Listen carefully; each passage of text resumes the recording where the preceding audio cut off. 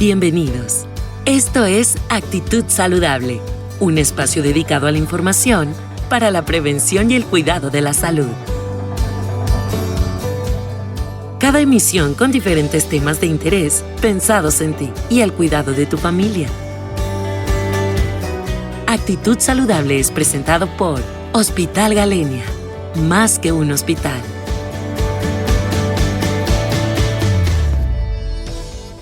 Buenas tardes, soy el Dr. Jacques Mijail Rosales Medina, cirujano de mano. El día de hoy les voy a hablar acerca de lo que son las neuropatías por compresión de los nervios periféricos.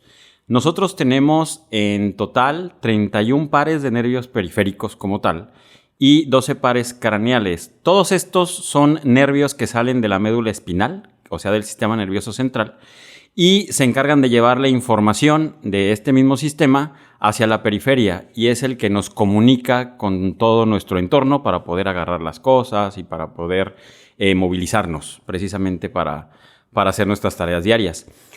Cuando nosotros tenemos algún tipo de inflamación crónica, por ejemplo, en pacientes que tienen fibromialgias o en pacientes que tienen diabetes mellitus, en esta que hay un compuesto que se llama sorbitol, que se puede agregar en lo que son las terminaciones nerviosas y hacer que el nervio se inflame y aumente su tamaño. También en pacientes con enfermedades tiroideas, también que hay factores degradantes de estas hormonas, hacen que se acumulen en la mielina de los nervios y también hace que se engrosen.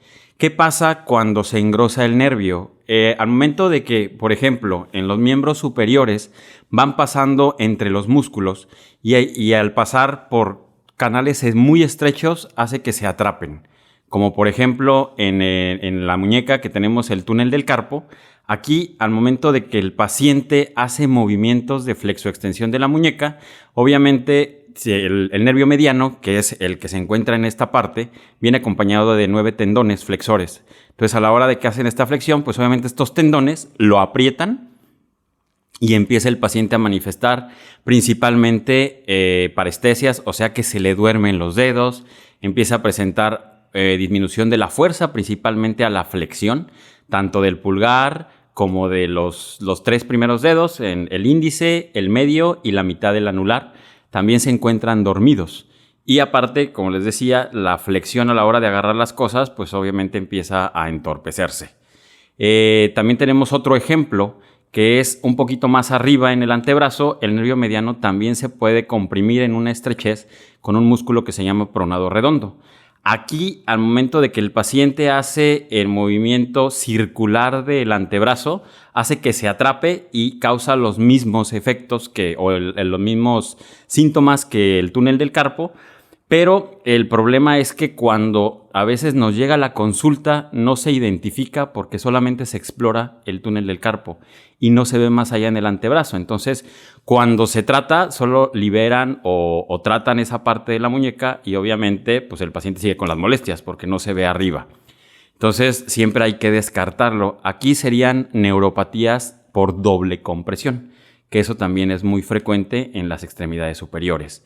Otro ejemplo de neuropatía por compresión que es muy común es en el nervio mediano, en el nervio cubital, que son pacientes, por ejemplo, los beisbolistas, a la hora de que hacen el lanzamiento, hacen un esfuerzo y obviamente los músculos que se encuentran alrededor del codo se empiezan a hacer más grandes y empiezan a aprisionar el nervio cubital.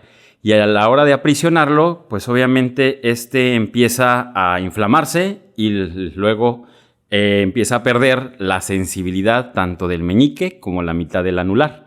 Y también empieza a perderse la fuerza, principalmente de la prensión, los movimientos finos de la mano y empieza a temblar, precisamente porque se encarga de todo lo más fino que tiene la mano.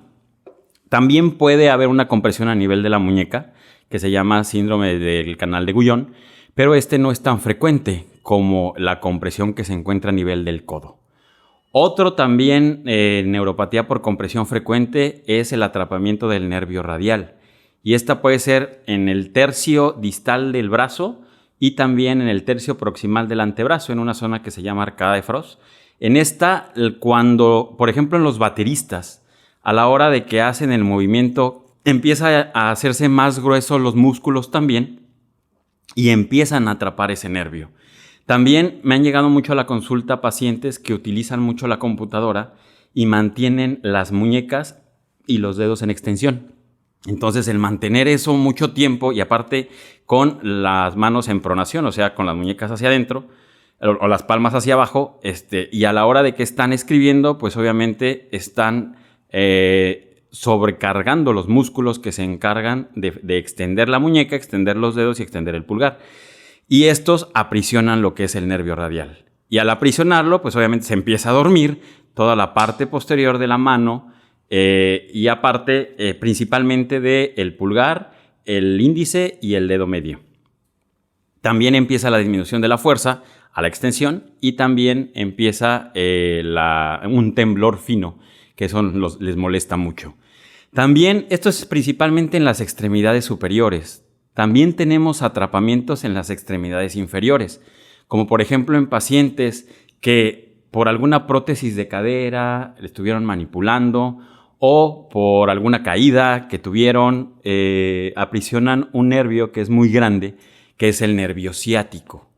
Es muy frecuente que nosotros escuchemos la palabra ciática o asiática, que la confunden, pero en realidad es existe un atrapamiento a nivel de la nalga, en la mitad de la nalga, que puede ser, como les dije, puede ser una cicatrización por una prótesis de cadera o, por ejemplo, que en parte de la salida de las raíces que forman este nervio ya hay hueso nuevo en pacientes con artrosis o en pacientes con degeneraciones articulares y eso hace también que se comprima el nervio.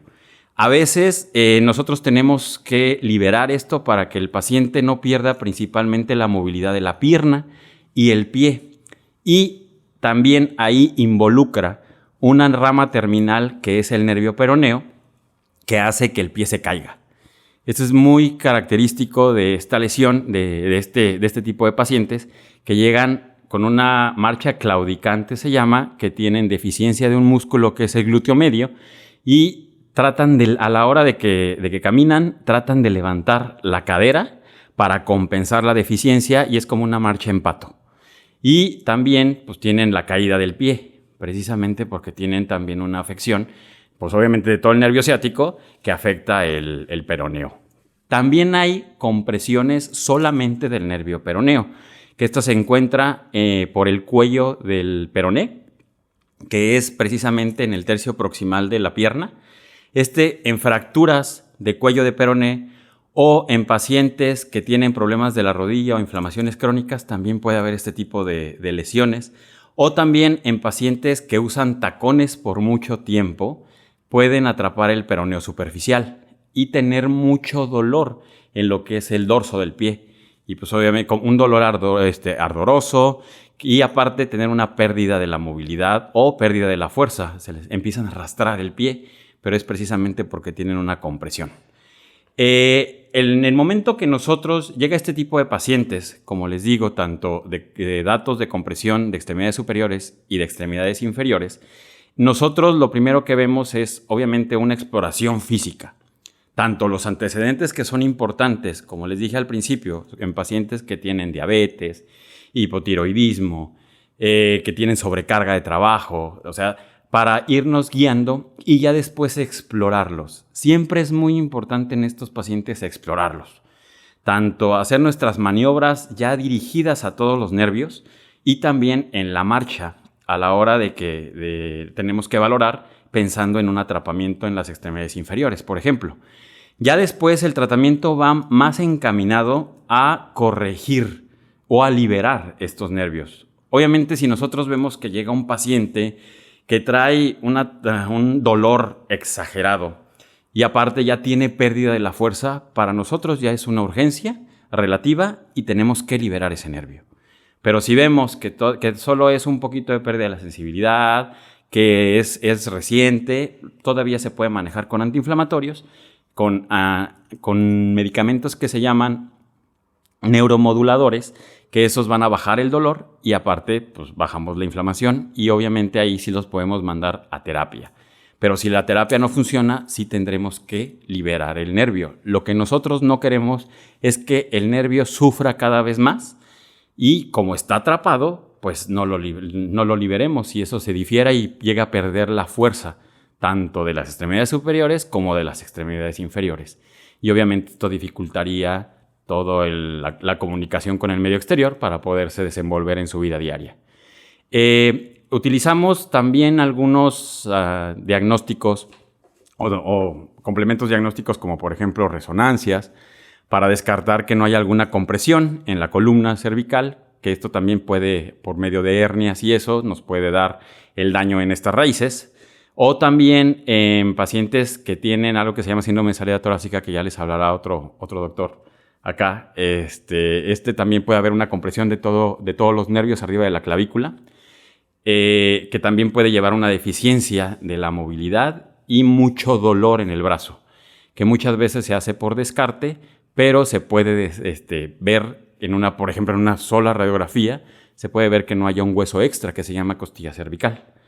También hay otro tipo de estudios, como por ejemplo la electromiografía, que nos orienta para ver cómo está el nervio, si hay un daño parcial, si hay un daño que ya casi sea permanente o un daño permanente. Pero la electromiografía no nos da el diagnóstico. El diagnóstico siempre va a ser clínico.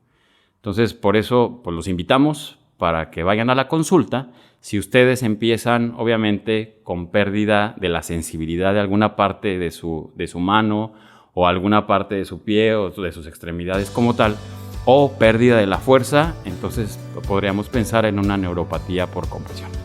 Bueno, les recuerdo mi nombre, es Jax Mijael Rosales Medina, soy cirujano de mano y con un diplomado en nervio periférico y plexo braquial. Actitud Saludable es un espacio dedicado a la información para la prevención y el cuidado de la salud. Porque nos interesa tu salud, escúchanos en cada nueva emisión. Actitud Saludable es presentado por Hospital Galenia. Más que un hospital.